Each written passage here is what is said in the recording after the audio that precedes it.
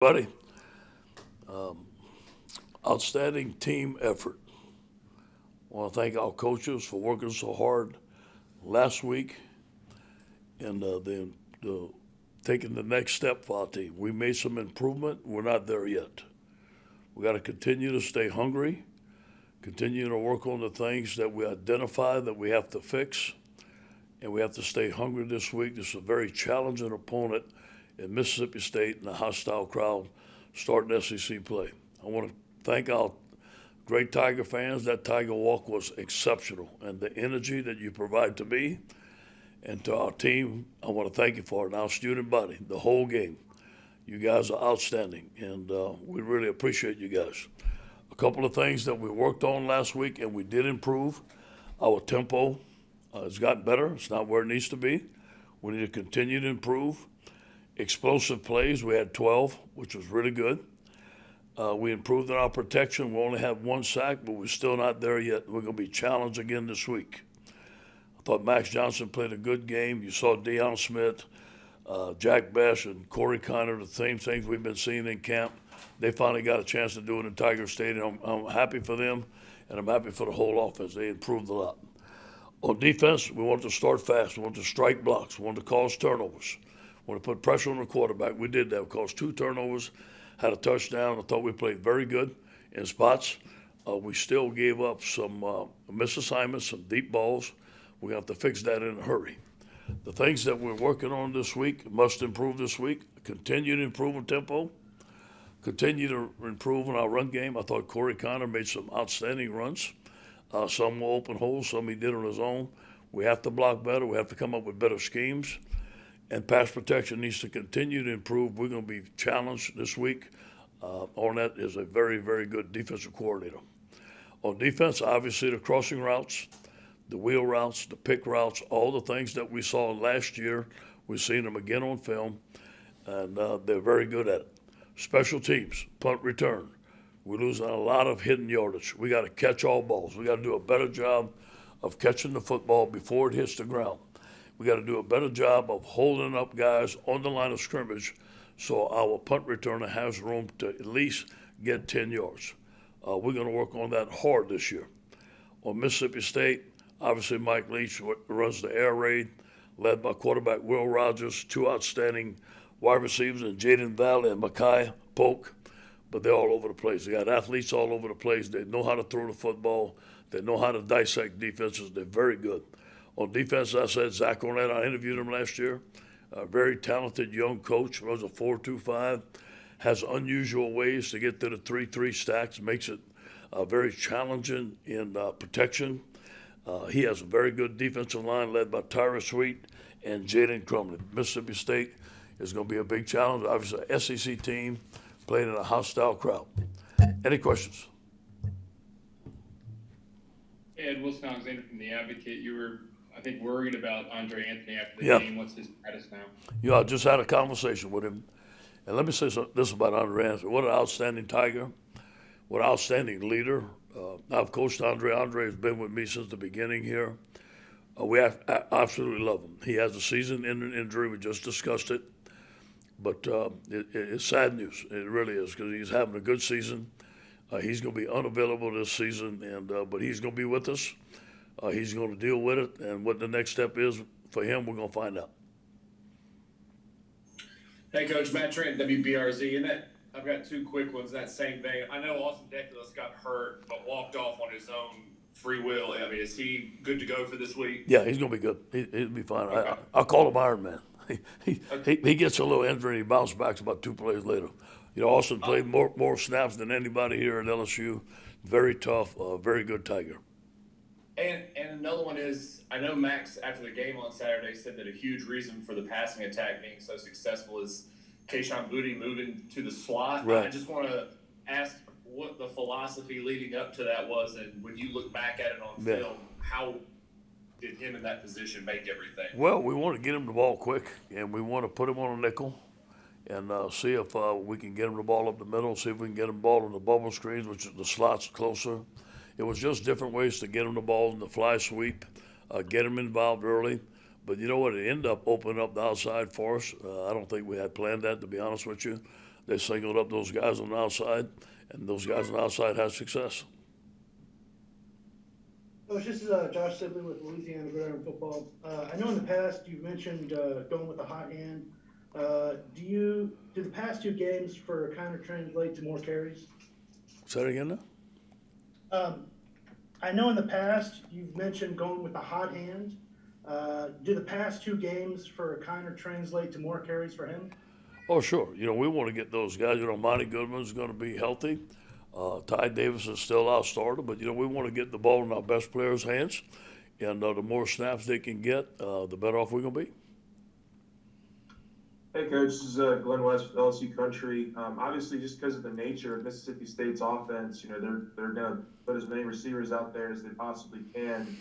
Just curious as to what the defensive approach might change. Do you guys envision maybe dropping some more guys back to kind of help with the passing game coverage, or how do you kind of envision that going this week? Well, that's something I can't tell you, Glenn. It's something, we have a plan. We've been looking at Mississippi State ever since we couldn't stop them last year, and it was embarrassing. I was embarrassed as a coach, and I take full responsibility. So, yes, we have some plans to do some different things, but obviously I can't tell you. Hey, Sheldon Nichols with the Advocate. With Andre Anthony out, do you expect Alligator to be back this week? And Yeah. Also, BJ Ojulari. He's got more sacks already than he did in 10 games last year. Where has he made the biggest jump, and what's his biggest strength? First of all, I got to give Andre Carter the credit. He has come in here as a defensive line coach, brought energy, is coaching those guys. He had 80.5 sacks. He's teaching them some stuff. He's challenging them every day on the little things, showing them how he did things. He's being a great leader, provides a lot of energy. So Andre has done a great job of coaching those guys. BJ's playing more. He's playing the right end. We're playing more of an attacking style defense. We got him wider. Last year we had him right on the tackle, which is not conducive to making plays in the backfield.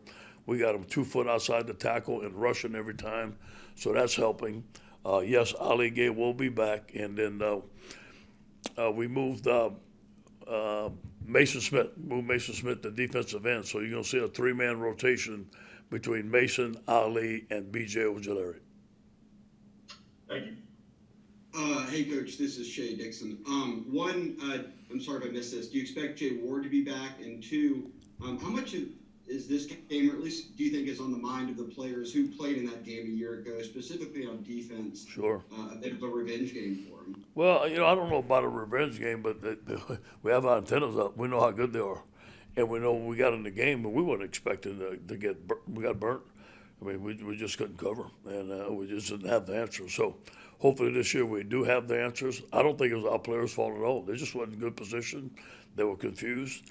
Hopefully we fix that. And I think Jay Ward's going to play. We have to see how the week goes, but we need him. And hopefully he plays this week. We're going to need him. Thanks. Hey, Coach. Well, of course, everyone's already asked about the rebounding from the 2020 loss to Mississippi State. But what have you seen specifically that gives you confidence that this game won't be like last year? Well, I can't tell you that I've seen anything that gives me confidence that it won't be like last year. I'm not going to say that. My antennas are still up. We got a great week of preparation ahead. We have to get better. We still have some misassignments there. We still have some busts. Crossing routes have given us a problem. We still have some guys loose in coverage. So those things need to be fixed. They're fixed in a hurry because I know they're going to find it. So do I believe that we're going to play well? Yes. Do I believe that we're going to get better? Yes, but we still have a lot of things to fix. Right, and just a second question. A lot of young guys stepped up. Not just Corey Kiner. Yeah. How much do you foresee the young receivers, stepping up and taking more snaps and possibly starting roles going forward? Yeah, we're gonna play them. We'll play them all. We have 9 receivers that can catch the ball, and when you go hurry up and you run more snaps, we're gonna need all these guys to play. So, it doesn't matter to me who starts. Guys are gonna get snaps. Guys are gonna play. Hopefully we can spread the ball around and everybody's happy because we do have a lot of receivers that deserve to catch the ball. Hey, Ed Daniels in New Orleans. Couple of questions, please. Do you think, I know you had a bust it looked like in coverage in the game on Saturday. do you think for the most part that you have that fixed? And two, how critical is it in this league to win that first game and get off to a good Yeah, start? it's very critical. And, we have no room for error. And I knew that going into the last game, and it's the same this game. And we're going on the road. We're playing our first SEC game. And do I believe we solved most of those problems? Yes, I do believe we have different answers. We have different defenses. But you know what? We didn't answer the first challenge. The first challenge against UCLA, we didn't play very good. And we've gotten a little bit better. But there's a lot of things that we have to continue to fix, and we are going to be challenged this Saturday.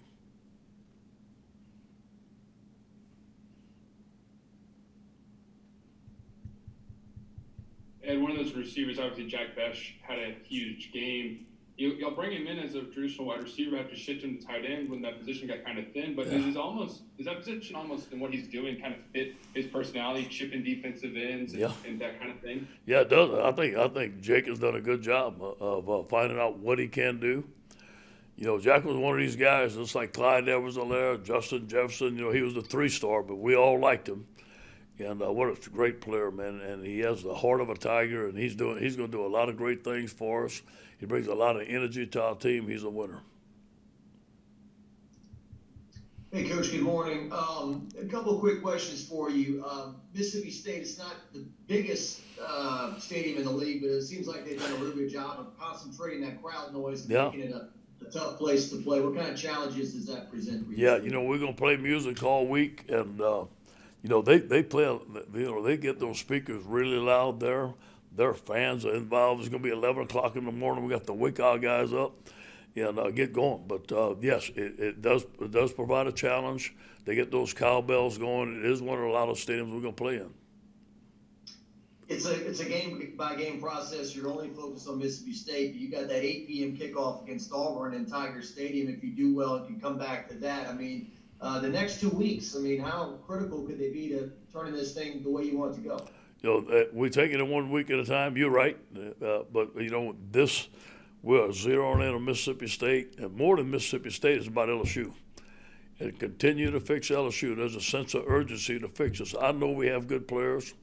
I know we have a good staff. We got to continue to put everything together to be the type of team we want to be. Hey, Coach, just, I guess, going back and looking at the film, I mean, you guys, you know, slid Mason over to defensive end after Andre's injury. I was curious what you guys thought of how he looked at that spot, and just what about his game makes him so unique to be able to move really all across the defensive line? Yeah, you know, I think Mason has a chance. If you look at a prototypical left defensive end in the NFL, he's a left defensive end. That's where most of the runs go to. And you want a big defensive end to play over a tight end. And he's very athletic to play in space. So I think he has a chance to be a dominant football player there. He shows some things that are very dominant. He's a great inside rusher. He's learning how to play outside. I think he's just scratching the surface. Yeah, and Ron Higgins, Tiger Rag. What's the next step of improvement in the evolution for Max Johnson as quarterback? You know, I do believe the hurry up, getting our guys better acquainted to do hurry up more during the game.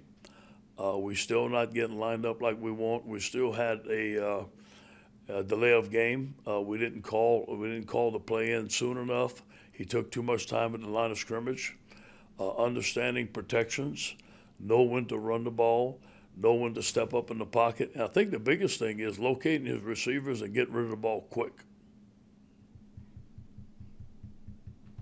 Hey, Ed, this is Michael Cobbler, Channel 2. I had 2 questions as well. You talk about the pass rush. How much of that is the secondary doing their part and maybe giving them that extra beat to get home? It all works together, no question.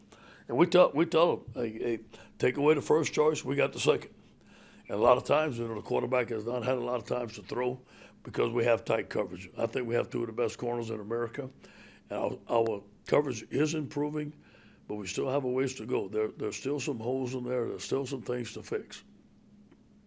On the other side of the ball, you said it last week about trying to find the perfect play versus just calling a play with it. You know, maybe in the last 4 years, it seems like coordinators and coaches are more willing to, throw that 50-50 ball, maybe put the Yeah. ball at risk a little. Is that what it takes to succeed in college football and on offense this time of year? Yeah, you got to take your shots. You got to beat your one-on-ones. You got to have players to beat guys on one-on-ones. There was a lot of one-on-one shots, especially on the outside. I thought Bax threw some great balls. I thought Dion caught some great balls. It's just a combination. But if you can do that, if you can beat your one-on-ones, you got a great shot of making some explosive plays, which we had 12 of them.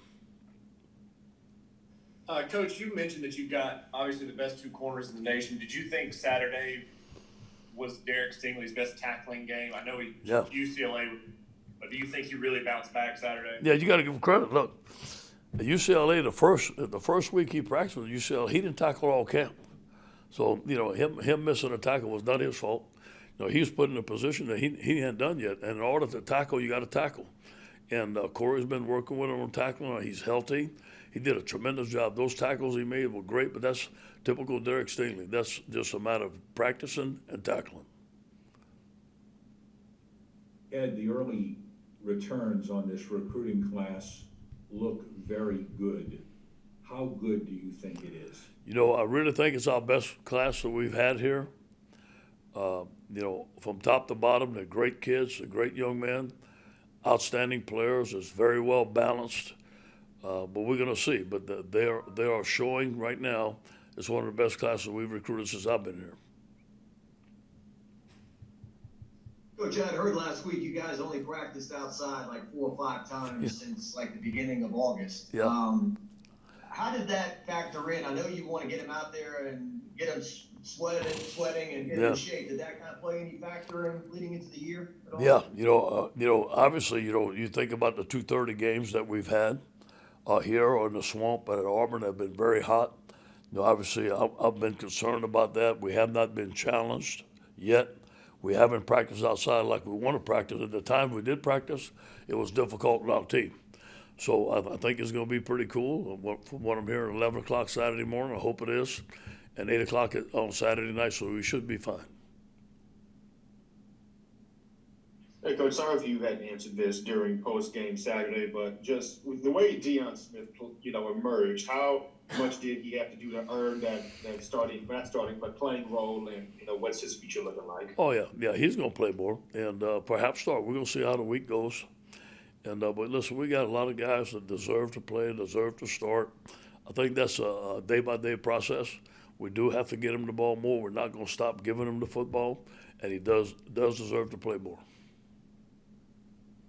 Hey, Coach, I'm kind of curious. You mentioned you're going to be playing music all week to get ready for Mississippi State. What's on the playlist for this week? Yeah, all those songs they play, all that stuff they play. We have cowbells, and nobody's going to have cowbells, but we're going to have it on the Doug does a great job. Our film guy, he backs up his little court with big speakers on it, plays it right behind the quarterback. It's kind of fun. Our guys enjoy it. Coach Chester Boucher with NBC 33 here in Baton Rouge. The warm-ups this weekend, did you feel a different energy, a different vibe from your team? Yeah, I did. Thank you for noticing that. I did. I really did. I felt it Friday night in the meeting. We had some good meetings on Friday night. I thought our coaches did a good job of getting our guys fired up. They understood that it was time for us to play LSU football, for us to play our identity. We challenged all of us. We challenged ourselves to be at our very best. And this game was about LSU. It wasn't about Central Michigan. And our guys went out and performed at a high level, but a lot higher than they did the last 2 weeks. But we still have a lot of room to go. But there was a different energy on our football team. Coach, Steve Moulton with WZZN. I appreciate the time here today. So last year, the air raid, and I'm trying to remember your exact wording of just not as prepared as you wanted to be. So tell me about preparing for the air raid since then, and of course, getting up for game week, Coach. Yeah, well, these route concepts that Mississippi State's going to give us, we've been practicing for a while. We have game planned Mississippi State in the summer. We looked at them. Now we looked at them again. We have adjusted certain things for Mississippi State, and we got to see if it works. It's going to be challenged. It's not going to be perfect. but there's no way that we can have the missed assignments that we had last year and be successful. Coach, listening to you talk, it sounds like you're getting to that good spot where you have too many players that can make plays and just the. Yeah. It's a good problem. And you know what? We're going to need them all. You know, as the season goes by, we're going to need them all. And listen, I was at the University of Southern California where Reggie Bush and Matt Leinart and Lindell White was in the backfield, and everybody was happy. So we got to keep everybody happy. Everybody's going to get the ball, and it's about a team. It's not about any individual. That's why we say it's one team, one heartbeat, and everybody going. Is that a deal where the competition then really takes the team to the next level because now they want it? That's what we want. And you come to LSU, the biggest competition you should have is on that practice field. And you see it. And guys, the younger guys, we expect them to play. We tell them, the older guys understand that. We expect you to play. We expect you to compete. And a lot of them are doing it. Thank you, guys. Go Tigers.